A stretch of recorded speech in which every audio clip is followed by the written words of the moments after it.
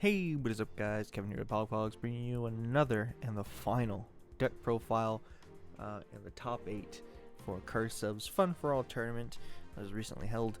And yeah, it's XYZ. Here it is, finally we get to see it, right? This deck was piloted by Ninjetti, and oh my god. You can already see things and you're probably shaking your head no, or you're going, yeah, this is cool. But I got to talk with him, and we discussed a little bit in our Discord, and we'll talk about things that he said he would change. This is going to be a little bit more in depth because I actually got to talk to the person who played this. Things we would change, things, because I have interest in playing this deck as well, so let's get into it. First thing we got to know, Union combination. The Kaiba skill for this deck specifically states, activate the skill during your main phase, and then once per turn you can fusion summon one light machine fusion monster from your extra deck using monsters from your graveyard or field as fusion material. For the rest of this turn, your opponent takes no damage. Okay, simple enough. Let's get into it. 2 Night Assailant. He played 2 Night Assailant. Obviously, it's good for its flip effect to destroy an opponent's monster, as well as when it's sent from the hand to the graveyard, you get to target a flip monster in the graveyard except the copy of itself and return it to the hand. So if you already have one in graveyard and you use the effect of one of the fusions to discard, and you have the other one in graveyard, the other one in graveyard will come back to the hand. You'll have an infinite loop and discard fodder. Very simple. Moving on, 3 X-Head Cannon. This is correct ratio. 2 Z Metal Tank. This is correct ratio. And 1 Y Dragon Head. Now we talked about this, and he just wanted to see certain cards more. He thought this was kind of useless to actually see. And he wasn't the biggest fan of the YZ fusion, the Tank Dragon, if I recall. But we talked about it and how, maybe we do play one more, maybe we don't, kind of iffy. The reasoning because you don't really have that many monsters to summon without one more, so it's just nice to see. So there were 8 monsters total, 5 effect, 3 normal monsters, so very simple. Moving on, 2 Book of Moon. Again, we know how important this card is. As always, we've heard throughout the week how important this card is. Offensively and defensively, how important this card is. So here it is. Flips a monster face down. Also to mention, it works well with YZ Tank Dragon to get this set up with the Union Hanger, and then have this set for your opponent's monster. Then the next turn, flipping it down, or summon it that way and then flipping it down. Whatever. Really good. Moving on, 2 Foolish. Kevin, why do we play Foolish? Because of the skill. We want to dump our pieces into the graveyard so we can banish them ourselves to summon the big fusion monsters. As well as dumping a Night Assailant if we already have one in hand so we can get our little combo going. 3 best card in deck, 3 Union Hanger. I don't really need to explain this. I'll go over what the effect does, but once we read the effect together, you'll know why it's so important. There it is. When this card is activated, you can add 1 Light Machine Union monster from your deck to your hand. Nice. Once returned, if a Light Machine Union monster or monsters is normal or special summoned to your field except during the damage step, you can target one of those monsters and equip 1 appropriate Light Union Machine monster with a different name from your deck to that monster, but the Union monster you equipped cannot be special summoned this turn. And you can only activate 1 Union Hanger per turn. So simple 1 card combo is activate, search Y, summon Y, activate the effect of Union Hanger, equip Z to it. Very simple, very easy combo. Union Hanger can search both of these, and that's another reason we talked about maybe playing 2 of these, because if you draw this and this, you're going to be searching a Z, maybe not the best. And you can't search X-Head Cannon, so we both agree that 3 is important. Finally, moving on to traps, 3 Union Scramble. Card's too important. In my build, I'm going to have to be bumping up to 3 as well. I'm just not seeing it enough at 2, so 3 is important. You know what the card does. Target up to 3 of your banished Light Machine normal monsters and or Light Machine Union monsters, so all of them are fine. And special summon them during either player's turn except the turn this card was sent to the graveyard. You can banish this card from your graveyard, then target one of your banished Light Machine normal monsters or Light Machine Union monsters and return it to the hand. You can only activate 1 Union Scramble per turn. So not only is it good for flooding the field with these guys, they don't have to be different names either. So if you for some reason have 3 X-Head Cannons in Banish, there you go, you can summon them.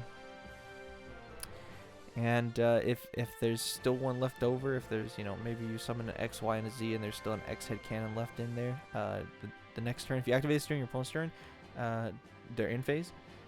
During your turn, you can banish this and then get the other piece back from the graveyard as discard fodder for the big ones if need be. And finally, the card that we both agreed is maybe not the best to play, 2 Rare Metal Morph. Rare Metal Morph is a continuous spell, or continuous trap. I'm sorry, continuous trap that says activate this card by targeting one machine monster on the field while this card is face up on the field. That machine monster gains 500 attack.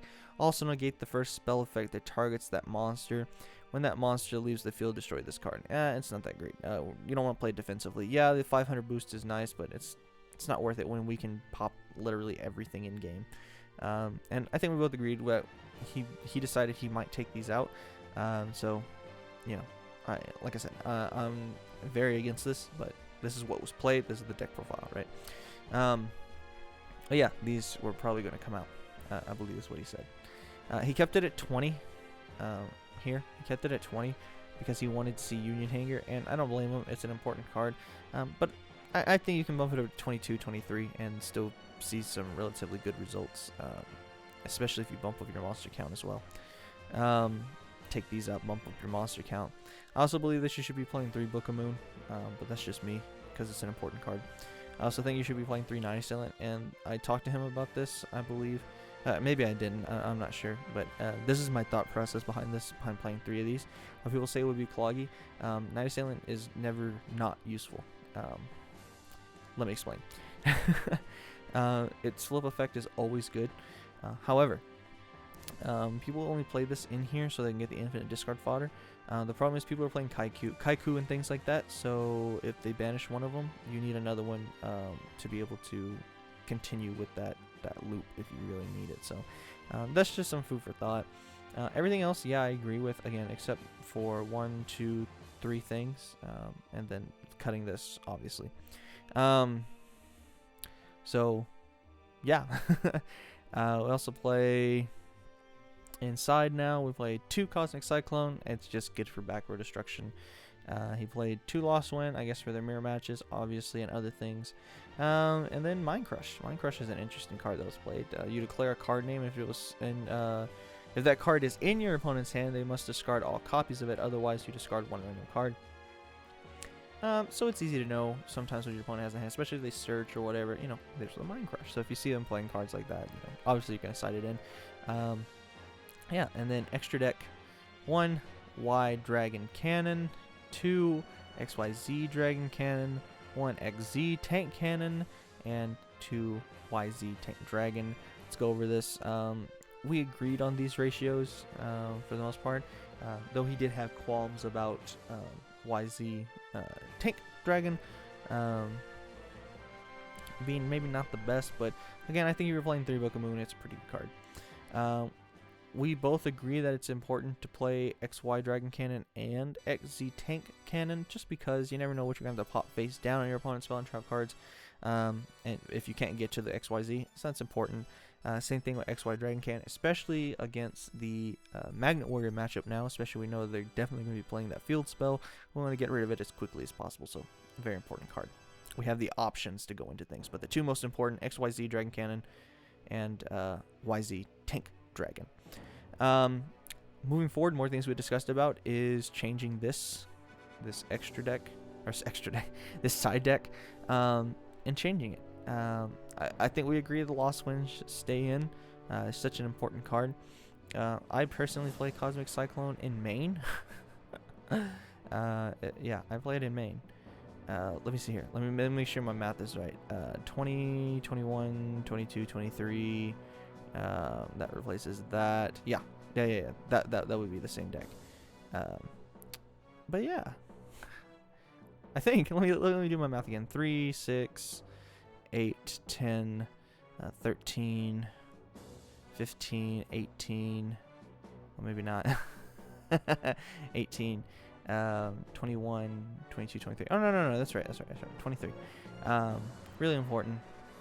But there's ways we wanted to talk about changing this. Another thing was adding spellproof armor as a citable skill, and then taking out your Knight Assailants and your Foolish Burials and playing the other cards instead. So you could toss in some Colossus, a Jinzo, maybe 2 Colossus, 1 Jinzo, and still being able to play everything else, and your stuff is protected from spells. And you don't have to play things like Rare Metal Morph, so even better. But yeah, really fun deck. I can't wait to see where this deck goes when people start teching and playing it more and more and more and more. It's going to be Machine War time. Whether it be you're playing Union Combination or Spellproof Armor, really important. I know Magnet Warriors are machines, but they look like machines. We're going to call it Machine Wars. But yeah. Yeah, that's going to be it for me. Overall, deck profile, it's pretty straightforward. The combos, once you learn them, are pretty easy. All you have to do, though, is learn what you want to summon when, based on what resources you have in hand. I'll update this to my own whenever the US gets the Battle City box. I'll do a physical version of this. But yeah, until then, yeah, leave a comment down below. What would you change? What would you play this deck? Would you not play this deck? Why? Blah blah blah. Everything. Comment. We love your comments. We love interacting with you guys as well. So leave a comment. It's a lot of fun. But yeah, as usual, if you enjoyed the video, don't forget to like, comment, subscribe, maybe give us a share here or there, and check out all the links down in the description below, whether it be any of the Discords, Curseof's Twitch, and the P.O.G's Twitter page. Check it all out. Hope you guys really enjoy it. But yeah, that's it for me. Maybe on a scale of 1 to 10, how hard it is to play this deck. 1 being no skill, 10 being a lot of skill. 7 or 8, maybe 6. If you're not liking the deck, maybe call it a 6. But I'd say about a solid 7 in knowing where to play things, when to play things. So it's pretty easy, though. It's pretty straightforward in popping and things like that, and then just beating your opponent down. The only reason I give it such a high score is because of Union Combination. You do have to take into consideration that when you activate the effect for the rest of the turn, your opponent takes no damage. Oh, one last thing, by the way, now looking at this card. If you're using Union Combination, you can only use monsters. If you're using monsters on the field, you can only use monsters. So anything that's equipped as a Union equip, you can't use it with the skill. However, if you are summoning with just things off the field normally, when you summon these, you can use the Union equips because it just says cards. So it is very important wording. So these, if you're summoning them normally, you can use cards on the field, so you can use the equipped Union monsters. But if you're summoning off of Union Combination, you cannot use the equips because it says using monsters from your graveyard or field. So yeah, just a little food for thought, just so you know when you're playing the deck, you don't have to make mistakes or anything like that, or accidentally cheat people. So, but yeah, again, congratulations to Ninjetti for getting top 8 with his deck profile. My favorite deck in this coming format is this, definitely. So, I have a lot of interest in this deck and the way that it'll evolve going forward. But overall, that's gonna be it for me. Again, until next time, guys. This is Kevin with P.O.G. See ya.